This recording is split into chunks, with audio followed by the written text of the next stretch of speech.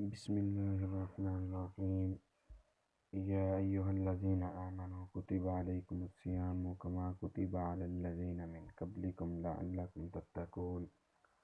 یہ سورۃ بقرہ کی آیت نمبر 286 ہے، جس میں اللہ تعالیٰ فرماتے ہیں: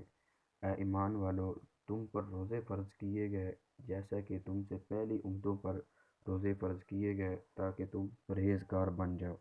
تو ناظرین، روزہ دین اسلام کا ایک اہم ستون ہے۔ اس کے بغیر ایک مسلمان کا دین مکمل نہیں ہوتا۔ اور محترم ناظرین، اس ویڈیو میں ہم آپ کو بتائیں گے کہ ایسے کون سے 9 لوگ ہیں کہ اگر وہ روزہ نہ رکھیں تو انہیں کچھ بھی گناہ نہیں ہوگا، یعنی ان 9 لوگوں کو رمضان میں روزہ نہ رکھنے پر چھوٹ ہے۔ ہر مسلمان مرد اور عورت جو بالغ ہو اور اپنے ہوش و حواس میں ہو، اس پر رمضان کے روزے فرض ہیں، یعنی کہ اس کے لیے پورے مہینے کے روزے رکھنا ضروری ہیں، اور اگر وہ ان روزوں کی فرضیت کا انکار کرتا ہے تو وہ کافر ہوگا، اور بلا وجہ روزہ چھوڑنا یہ کبیرہ گناہ ہے۔ لیکن کیا آپ جانتے ہیں کہ 9 لوگ ایسے بھی ہیں جنہیں رمضان کے مہینے میں روزہ نہ رکھنے کی چھوٹ ہے؟ یہ 9 لوگ رمضان کے مہینے میں روزہ چھوڑ سکتے ہیں۔ نمبر 1، بیمار آدمی۔ سب سے پہلا انسان جو روزہ چھوڑ سکتا ہے وہ ہے بیمار آدمی۔ جو انسان سخت بیمار ہو تو ایسے انسان کے لیے روزہ نہ رکھنے کی چھوٹ ہے، اور اگر ایسا بیمار آدمی روزہ نہیں رکھتا تو اس پر کچھ بھی گناہ نہیں ہوگا۔ تو اب جان لیجئے کہ ایسی کون سی بیماری ہے جس میں روزہ نہ رکھنے کی چھوٹ ہے۔ ان میں عام بیماریاں مراد نہیں ہیں، جیسے کسی کو سر کا درد ہو یا گھٹنے کا درد ہو تو اس کی وجہ سے روزہ نہیں چھوڑا جا سکتا، بلکہ ایسی بیماری مراد ہے جس میں جان کے جانے کا خطرہ ہو، یا اگر ڈاکٹر آپ کو کہہ دے کہ اگر آپ سارا دن بھوکا پیاسا رہتے ہیں تو آپ کی جان جا سکتی ہے، یا آپ کو بھوکا پیاسا رہنے کی وجہ سے جو آپ کی بیماری ہے وہ اور زیادہ بڑھ سکتی ہے، تو اس صورت میں آپ کو روزہ نہ رکھنے کی چھوٹ ہے۔ تو آپ یہ جان لیجئے کہ جب یہ آدمی صحت مند ہو جائے، بالکل تندرست ہو جائے، تو اس کے لیے اپنے بقیہ روزہ کی گنتی پوری کرنا ضروری ہے،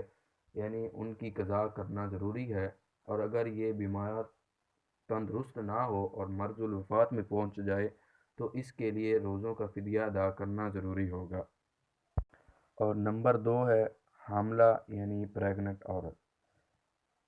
دوسرے نمبر پر حاملہ عورت ہے، یعنی جس کے پیٹ میں بچہ ہو۔ اگر ایسی عورت ہو اور روزے رکھنے پر اس کو یا اس کے بچے کی جان کو خطرہ ہو تو ایسی عورت بھی رمضان کے مہینے میں روزہ چھوڑ سکتی ہے، اور اس پر کوئی گناہ نہیں ہوگا۔ ایسی عورت کے لیے روزہ نہ رکھنا جائز ہے، لیکن یاد رہے کہ ایسی عورت بھی اپنے چھوڑے ہوئے روزے بعد میں رکھے، یعنی جب وہ صحت مند ہو جائے تو اپنے چھوڑے ہوئے روزوں کی قضا کرنا اس کے لیے بھی ضروری ہوگا۔ اور اگر کوئی حاملہ عورت ہو اور اس کا کوئی یہ ماہر ڈاکٹر اس کو کہہ دے کہ روزہ رکھنے سے آپ کی یا آپ کی بچے کی جان کو خطرہ نہیں ہوگا، تو اس صورت میں ایسی عورت بھی روزہ رکھ سکتی ہے۔ نمبر 3 ہے، یعنی تیسرے نمبر پر ایسا آدمی یا ایسی عورت جو زیادہ بوڑھے ہو گئے ہوں، یعنی بالکل ہی ادھیڑ عمر کے ہو گئے ہوں،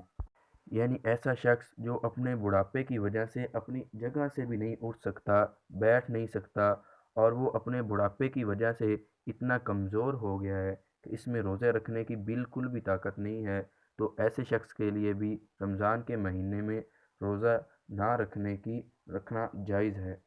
یعنی اس کو روزہ نہ رکھنے کی چھوٹ دی گئی ہے۔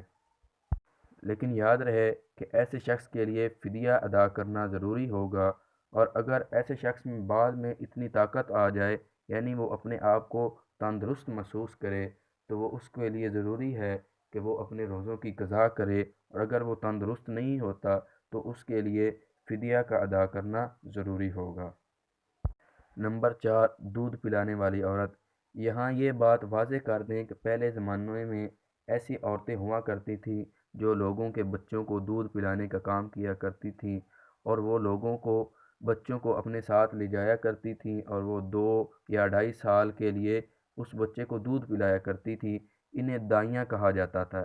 ایسی عورت کے لیے رمضان کے روزے نہ رکھنے پر چھوٹ تھی جو کہ بچے کو دودھ پلاتی ہے، لیکن چونکہ اب ایسا زمانہ نہیں رہا، لہٰذا ایسی مائیں جو اپنے بچوں کو دودھ پلاتی ہیں اور اگر ان کا ڈاکٹر یہ کہہ دے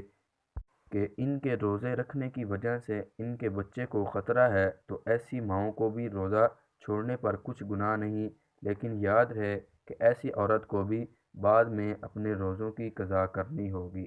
نمبر 5 ہے دیوانہ یعنی پاگل آدمی، یعنی ایسا شخص جس کا ذہنی توازن خراب ہو چکا ہو اور وہ بالکل پاگل یا دیوانہ ہو چکا ہو اور جو اپنے آپے سے باہر ہو چکا ہو اور جو بہکی بہکی باتیں کرتا ہو، جو اچانک بے ہوش ہو جاتا ہو، تو ایسے لوگوں کے لیے بھی روزہ چھوڑنا جائز ہے۔ یعنی اگر ایسا شخص بھی روزہ نہ رکھے تو اس پر کوئی گناہ نہیں ہوگا، لیکن ایسے شخص کو چاہیے کہ جب بعد میں وہ ٹھیک ہو جائے تو اپنے چھوڑے ہوئے روزوں کی قضا کر لے۔ اور نمبر 6 ہے حیض و نفاس والی عورتیں، یعنی ایسی عورتیں جن کو حیض آیا ہو یا ایسی عورتیں جنہوں نے بچے کو جنا ہو اور ان کا ابھی تک وہ خون نہ رکا ہو، نفاس والی عورتیں، تو ان عورتوں کے لیے بھی روزہ نہ رکھنا جائز ہے۔ یعنی یہاں یہ بات آپ کو یاد رہے کہ جو پہلے 5 لوگ ہیں اگر وہ روزہ رکھ لیتے ہیں تو ان کو اس کا ثواب ملے گا، اور یہ جو چھٹی ہیں یعنی حیض اور نفاس والی عورتیں اگر یہ روزہ رکھتی ہیں تو ان کا روزہ قبول نہیں ہوگا اور ان پر سخت گناہ ہوگا۔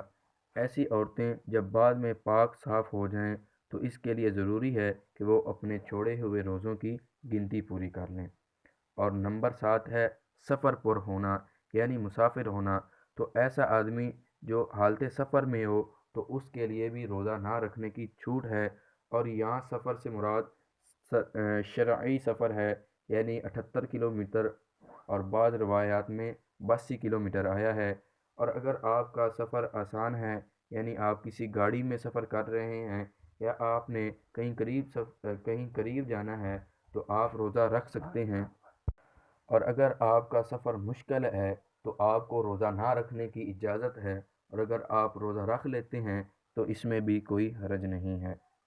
اور نمبر 8 ہے 8ویں نمبر پر ایسا آدمی جس کی جان کو خطرہ ہو، یعنی کوئی شخص تلوار لے کر اس کی گردن پر رکھ دے اور اسے کہے کہ اگر تم روزہ رکھتے ہو تو میں تمہاری گردن وہ کاٹ دوں گا، تو ایسے شخص کو بھی اجازت ہے کہ وہ روزہ نہ رکھے، اور جب اس کا یہ خطرہ ٹل جائے، بالکل وہ بے خوف ہو جائے، تو بعد میں اپنے اس روزے کی قضا کر لے۔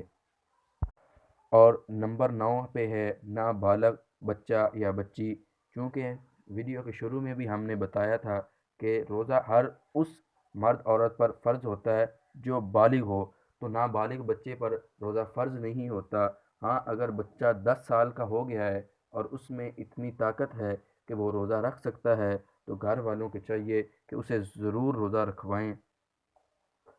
اور اگر وہ 11-12 سال کا ہے روزہ نہیں رکھتا تو گھر والوں کو چاہیے کہ اس پر تھوڑی سی سختی کریں۔ اللہ تعالیٰ سے دعا ہے کہ اللہ تعالیٰ تمام مسلمان کو اپنے ماہ مبارکہ کے روزے خشوع خضوع سے رکھنے کی طاقت اور توفیق عطا فرمائیں، آمین یا رب العالمین۔